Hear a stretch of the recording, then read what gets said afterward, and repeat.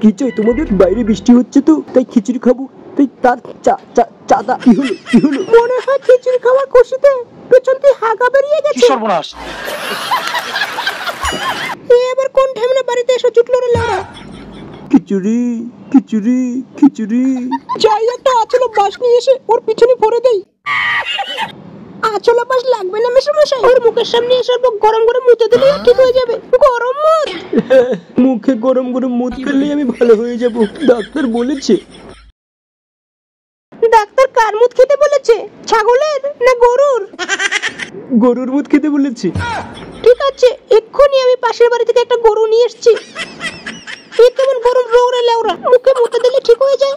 এমন রোগের নাম তো বাবার জন্মে শুনিনি বড়। উঠতে পারবে না পেছনে একটা আঁচল বাস দিয়ে গুঁতো মারবে? না, পারবো। তোমার মুখ দেখেছি তো, এখন ঠিক পারবো।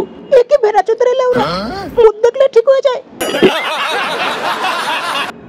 সকালে হাঁটতে বাকি, সকালে মুততে বাকি, তোর মুখটা দেখলেই আমার মনটা দিতে চাইছে ফাঁকি। তুই হাঁটতে যাবি কোথায়, পারলে আমায় নিয়ে যাস। তুই হাঁটতে যাবি কোথায়, পারলে আমায় নিয়ে যাস। দীঘা না সুন্দরবন জানে মন, দুজনে হাঁকবো অনেকক্ষণ।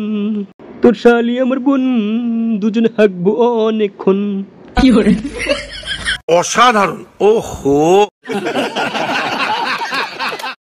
বাবা, শুনলাম নাকি তুই ওকে নিয়ে বিদেশে হাঁটতে যাচ্ছিস? হ্যাঁ, আসলে বহুত দিন ও হাগেনি তো, তাই বাড়ির আশেপাশে হাগালে গন্ধে থাকা যাবে না, তাই বিদেশে নিয়ে যাচ্ছি।